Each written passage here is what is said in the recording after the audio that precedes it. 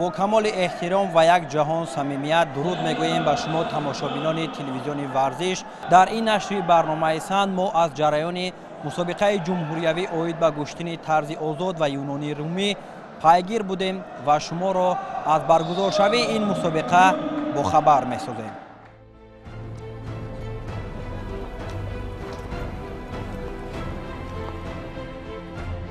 روزهای دهم 11 فوریه در مجمع ورزشی شهرک دانشجویان دانشگاه ملی تاجیکستان چمپیونات مملکت اوید به گشتن طرز آزاد و یونان رومی برگزار گردید.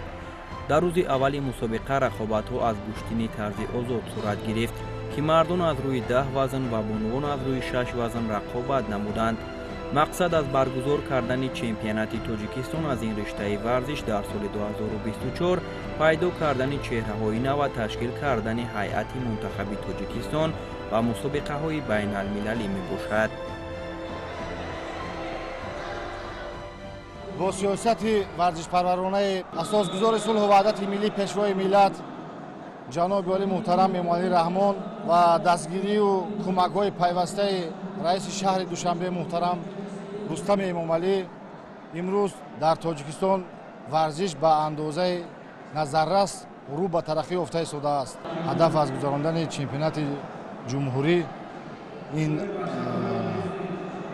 آماده نمودن دسته منتخب تاجیکستان از روی نمودهای گشتن طرز آزاد و یونان رومی برای گرفتن راه خط به بازی‌های المپیک سال 2024 که در شهر پاریژ دولت فرانسه برگزار می‌گردد.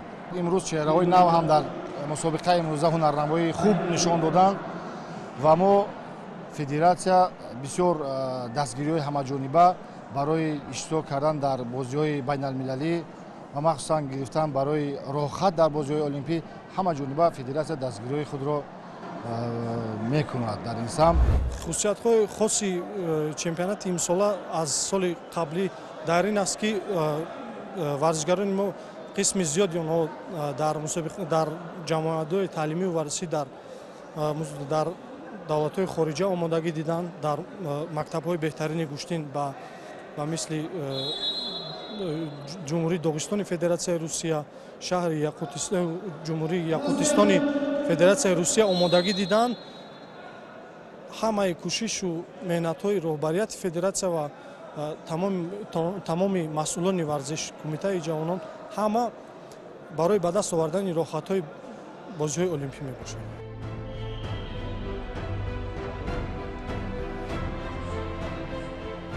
در مسابقه ورزشکاران از شهر دوشنبه 2 دسته، از ولایت سوخت و ختلان 2 دسته و از ولایت بدخشان 1 دسته اشتراک نمودند.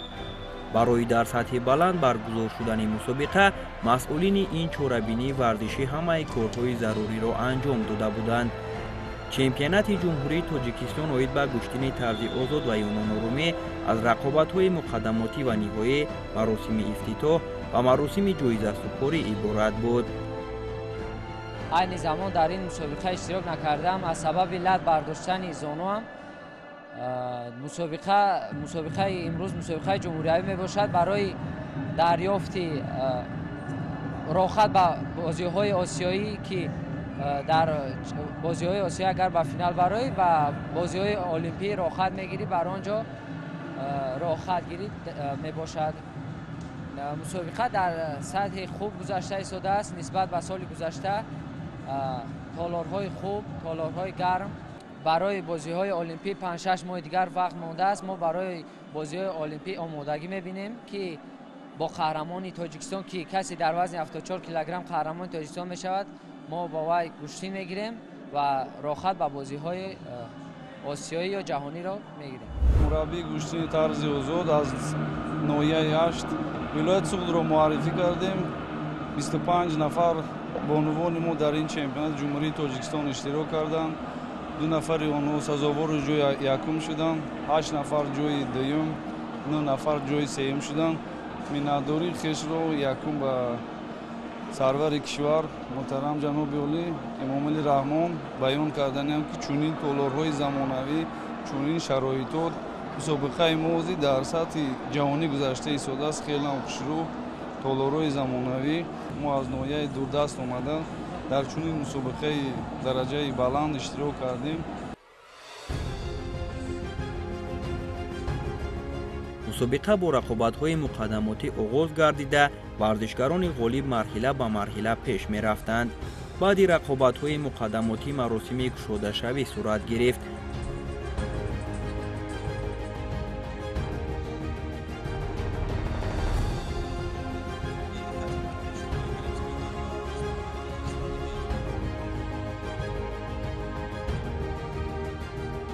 инчунин аз ҷониби роҳбарияти федератсия ба варзишгароне ки дар мусобиқаҳои байналмилалӣ тоҷикистонро муаррифӣ карданд қадрдонӣ гардиданд.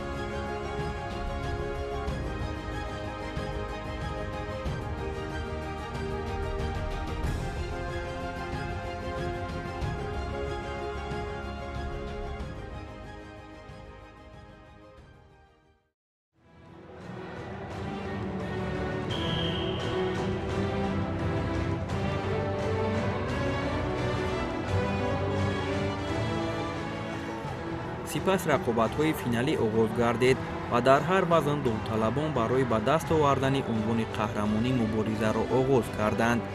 аввалин шуда финали вазни 57 килограмм миёни Аял Белалюбский ва Далер Дустамбоев сурат гирифт, ки бо бартарии имтиёзҳо Аял ғолиб гардида унвони чемпиони Тоҷикистонро дар соли 2024 оид ба куштини тарзи озод ба даст овард. ин аввалин иштироки Белалюбский дар мусобиқаи ҷумҳуриявӣ ба ҳисоб меравад ва ӯ аз ин пас дар мусобиқаҳои байналмилалӣ Тоҷикистонро намояндагӣ мекунад.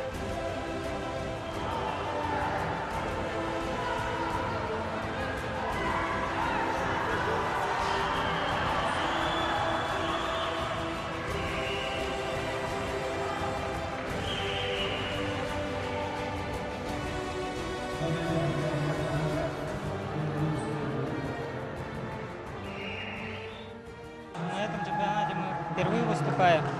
Вот, соперники очень хорошие, хорошую борьбу показали. Ну вот в финале, не знаю, ну нормально, в душе выиграл. Ну и доволен результатом. Ну после вот этого чемпионата мы, наверное, с тренерами обсудим, куда готовиться, и будем дальше идти.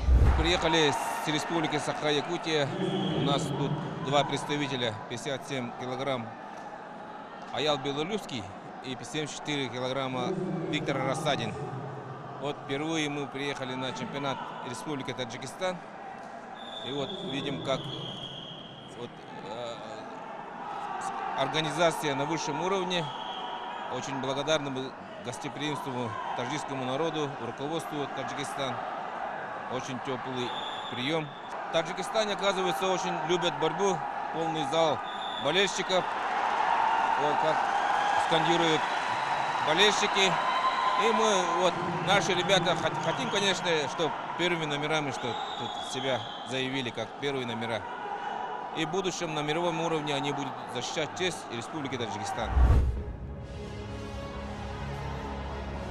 дар финали вазни ту 61 кило Муҳаммад Икромов бо Ҳасан Маликов андари майдони рақобат гардиданд. муборизаи паҳлавонон барои нишони тилло пуршидат сурат гирифт. дар натиҷа Муҳаммад аз худ маҳорати баланд нишон дода ҷойи аввалро соҳиб шуд ва Ҳасан сазовори медали нуқра гардид. ҷойҳои сеюмро дар ин вазн Абдукаримзода Маҳмадулло ва Ёқубҷон Ибронов ба даст оварданд. яке аз муҳаббатон бар ҳамин куштини тарзи озод аст. имрӯз мо шоҳиди ин ҳастем ки варзиш на фақат куштини тарзи озод, варзиши Тоҷикистон ба пеш рафта истодааст. имрӯз мо ҳама با باز گواه هستیم که گوشتنی طرز آزاد، جودو، بوکس، فوتبال همه ورزش ها به پیش رفته است. ملت ما در جهان در المپیاد میبینیم در جهان همه اوجه شناخته هستند که آن جودوکارا چخیل وای کردن. یکی از این سپورت های المپیین ورزش گوشتنی طرز آزاد می باشد. امروز در این گوشتنی طرز آزاد فرزند من محمد اکرامов و مصطفی احمدov گوشتنی میگیرد، در فینال است. امید داریم که در مسابقه راحتگیری به المپیاد اشتراک میکنند و امید داریم که راحت المپیاد رو باید گیرند و پرچم ملت ما رو در چمپیونات المپیاد بردارند. این یکی از آرزوهای امید ما است.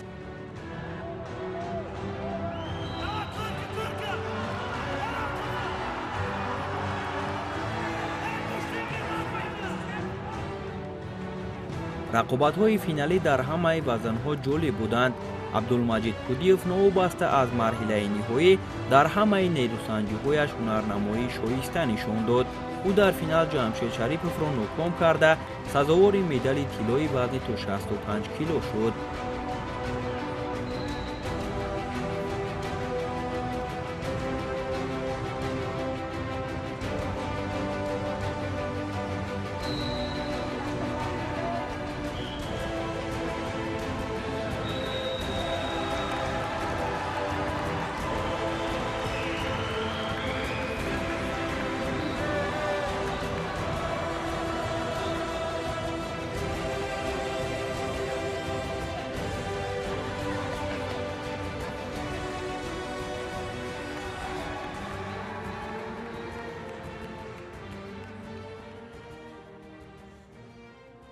Хороший соперник, хорошая схватка. Все увидели, посмотрим. Можете сказать, что было легко? Не, никогда не бывает легко. Да. Все равно ход на ковре легко, за ковром настраиваться, все тяжело бывает. Тяжелее всего, финал, наверное, за выход в финал там не то, что схватка, просто вышел, чтобы бодаться, бить. Я не знаю, он что хотел, или схватку. Он говорит, шоу хотел показать, посмотрим. За выход в финал чуть такая спорная схватка была и все. Главная цель – взять лицензию и олимпийскую медаль для Республики Таджикистан. И, коронка. Таджикистан в пеш.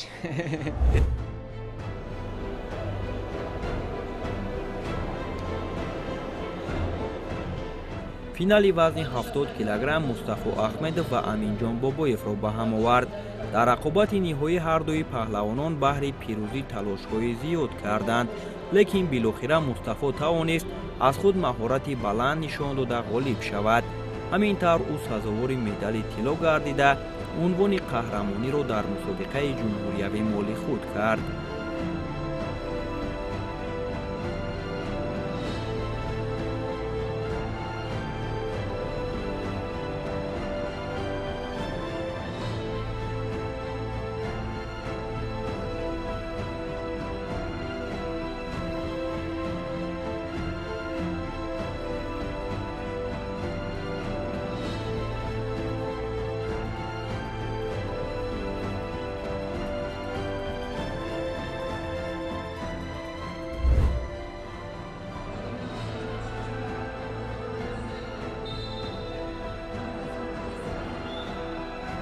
дар рақобат барои ба даст овардани медали тиллои вазни 74 кило Виктор Асадин бо Мадасан Ашрафхонов қувваозмоӣ намуданд. рақобати паҳлавонон аз рӯи натиҷаи имтиёзҳо бар суди Расадин хотима ёфт ва ӯ сазовори ҷои аввал гардиду Мадасан медали нухраро соҳиб шуд. медалҳои биринҷиро бошад Ромиз Ашурқулов бо Иқбол Эркаев аз они худ карданд.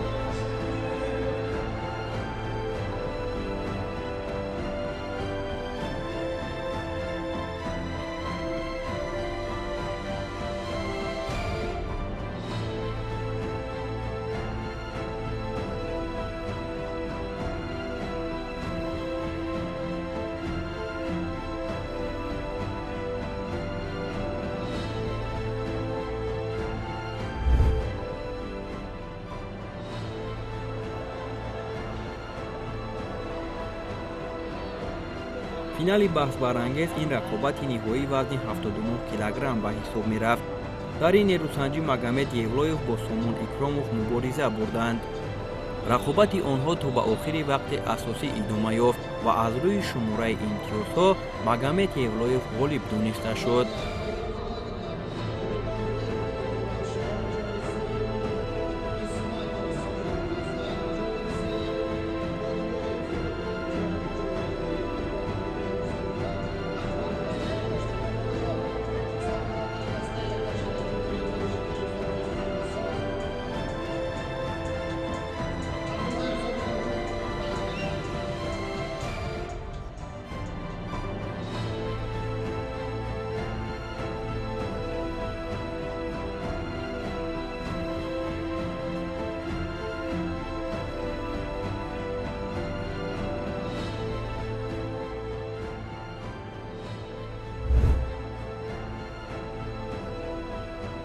барои медали тиллои вазни то 86 кило ду паҳлавони арзандаи ин вазн Салим Ҳалимзода ва Шероз Шарипов ҳамаи рақибонашонро аз садди роҳ дур карда ба марҳилаи ниҳоӣ расиданд.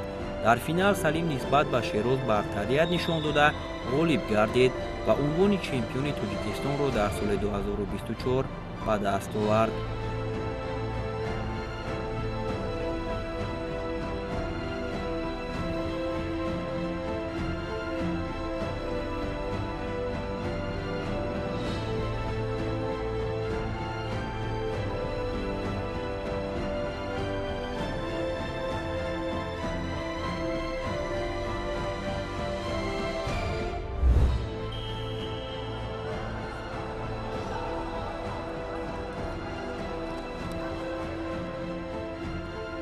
дар вазни то 92 килограмм Қосим Сардоров тавонист ҳамаи рақибонашро ноком карда медали тиллоро ба даст биёрад. тавре ки худи ӯ қайд намуд, натиҷаи заҳматҳои кашидааш дар машқҳои дастаҷамъона натиҷа дод ва ӯ омодагиҳояшро ба мусобиқаҳои байналмилалӣ ҷиддитар дида мехоҳад парчами Тоҷикистонро дар арсаи байналмилалӣ баланд бардорад.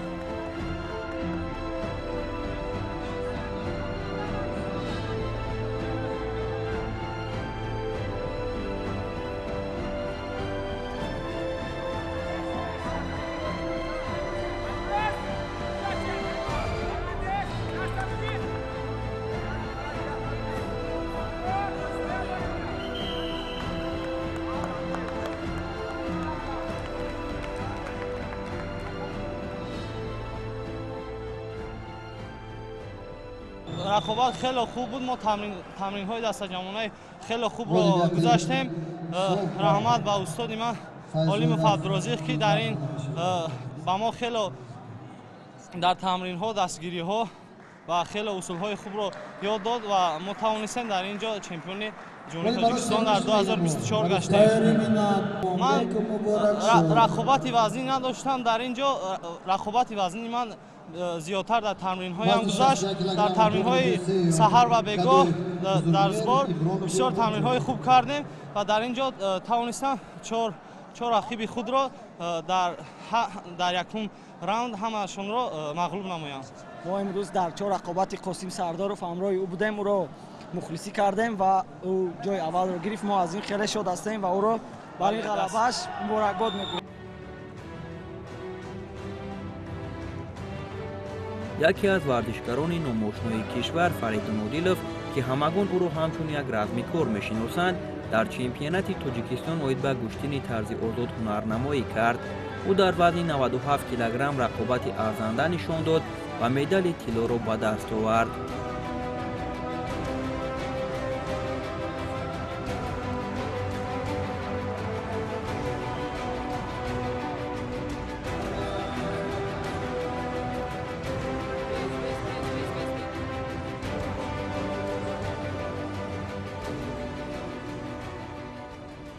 мо ҳамчун варзишгар камтарам дурам шуда бошем ки не ки мо шаву рӯз бо гӯштини тарзи озода машқ мекунем. ҳамчун варзишгар ман дӯстш медорам ҳамин спорта. аз ҳамин спорт баромада ба спорти волейболи тамбатан уже гузаштагем.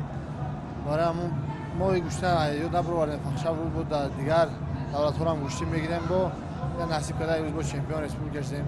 Шумо худтон ҳам медонед ки ҳамаи варзишгарон як мақсад доранд, роҳат ба олимпиада иштирок дар бозиҳои олимпӣ.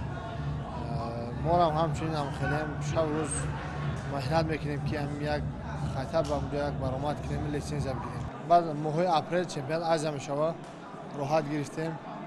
агар ҳамаш нақд шавад мехоҳем иштирок кунем дар чемпионати азия.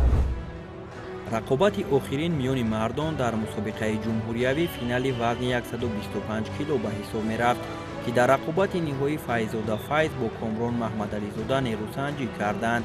дар ин рақобат донишҷӯи донишкадаи тарбияи ҷисмонӣ Файззода Файз аз худ маҳорат нишон дода ғолиб омад ва сазовори медали тилло гардид. дуюмин маротиба ва давоми сангин куштин мегирам.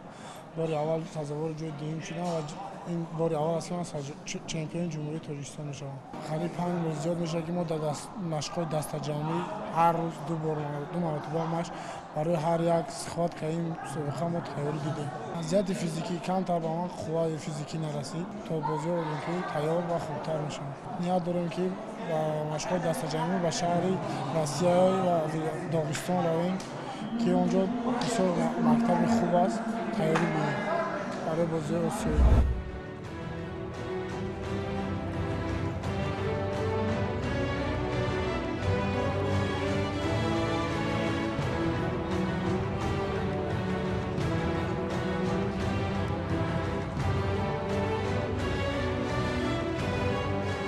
инчунин дар чемпионати Тоҷикистон оид ба куштини тарзи озод дар баробари мардон бонувон низ ҳунарнамоӣ карданд. рақобатҳо миёни бонувон аз рӯи 6 вазн доир гашт ва ғолибон дар ҳамаи вазнҳо муайян гардиданд. чемпионати ҷумҳурии Тоҷикистон байни мардон ва занон оид ба куштини тарзи озод ва юнонрумӣ хеле дар сатҳи баланд баргузор гарда истодааст ва кӯшиш мекунем ки дар оянда мусобиқҳое ки федератсия ҳамчун вобаста шудааст ин мусобиқаро дар сатҳи баланд дар соли 2024 баргузор мегардонад. дар ҳайати бонувони Тоҷикистон дар соли 2023 ки мусобиқаҳош барпо гузашт 130 варзишгар бону аз наврас, ҷавон ва калонсолон буд.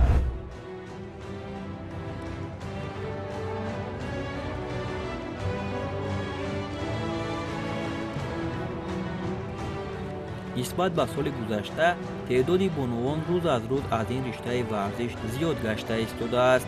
бархе аз онҳо новобаста аз оне ки нав ба ин риштаи варзиш пайвастанд мехоҳанд дар мусобиқаҳои байналмилалӣ иштирок намуда парчами Тоҷикистонро баланд бардоранд.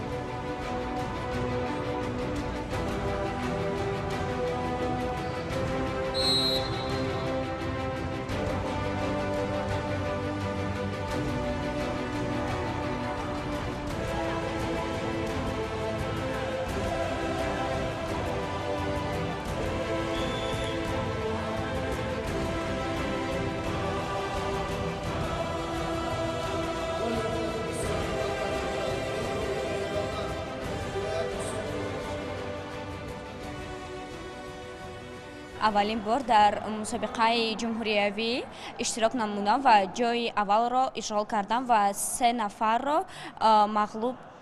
мағлуб кардам ва мехоҳам ба ғайр аз Тоҷикистони худамон ба дигар давлатҳоям ба мусобиқа барояму ва ба сари баланд аз дигар шаҳрҳо ба шаҳри худам биёям. Сегодня впервые выступаю на чемпионате Республики Таджикистан по вольной борьбе. Также у меня есть цель выступить на мировой арене в будущем и поднять флаг Республики Таджикистан. В данный момент тренера увидели мои результаты и будут продолжать как-то выводить меня на соревнования в другие страны. Шакаршоева Ватансултон аз умраи он нафароне ба ҳисоб меравад ки аввалин шуда миёни бонувон ба ин риштаи варзиш пайваста аст. ӯ дар чандин мусобиқаҳои байналмилалӣ иштирок намуда кишвари моро муаррифӣ кардааст. дар мусобиқаи ҷумҳуриявӣ ӯ тавонист ки бар ҳамаи рақибонаш ғолиб гардида унвони чемпиониро ба даст биёрад. мақсади асосии ӯ ба даст овардани роҳати бозиҳои олимпӣ Париж 2024 мебошад. мураббиён аз ӯ умеди калон доранд ва дар якҷоягӣ баҳри пирӯзӣ кӯшиш мекунанд.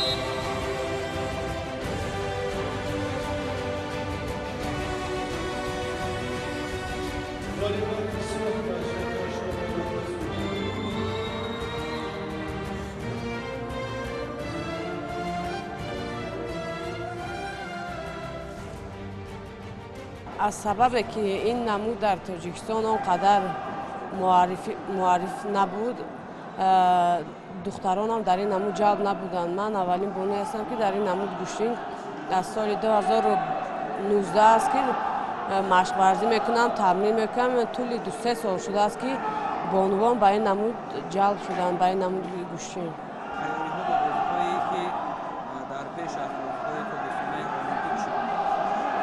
тайёриҳо дар сатҳи хуб аст. мо ҳам кӯшиш менамоем ки моҳи апрел дар шаҳри қирғизистон рохати олимпия аст, барои рохат гирифтан ба бозии олимпия аст.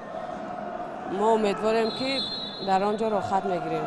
тайёриҳо ҳам дар сатҳи хуб аст. ногуфта намонад ки мо бо шакаршои Ватан Султон дар мусобиқаи Нукус гран-при соли 2023 иштирок намудем ва дар вазни 50 килограмм қуввозмоӣ кард ва варзишгарони хеле пурқуввати қазоқ ва Узбекистонро шикаст дода буд ки ин хеле таҷрибаи бойро нишон дод ва дар ин мусобиқа ғолиб омад. мо умед дорем ки дар моҳи феврале ки ҳаст 23-24 шаҳри Намангон ҷумҳурии Узбекистон гран-при байни бонувон ва мардон баргузор мегардад. мо дар ин ҷо иштирок намуда ва парчами ҷумҳурии Тоҷикистонро баландвар дорем ва машқҳои дастаҷамонаи мо то бозиҳои интихобии рохат ба бозиҳои олимпӣ ки дар ҷумҳурии Қирғизистон шаҳри Бишкек баргузор мегардад, машқҳои дастаҷамиро дар шаҳри Тошканд баргузор намоем. бояд қайд намоем ки баргузоршавии чемпионати Тоҷикистон оид ба куштини тарзи озод дар соли 2024 пайдо кардани чеҳраҳои нав ва мукаммал кардани ҳайати мунтахаб ба мусобиқаҳои байналмилалӣ мебошад. тамошобинони гиромӣ, дар ин нашр мо аз ҷараёни рақобатҳо аз куштини тарзи озод ба шумо барнома таҳия намудем. дар нашри баъдӣ аз рафти сабқатҳо аз куштини Юнону Румӣ мо шуморо бохабар мегардонем.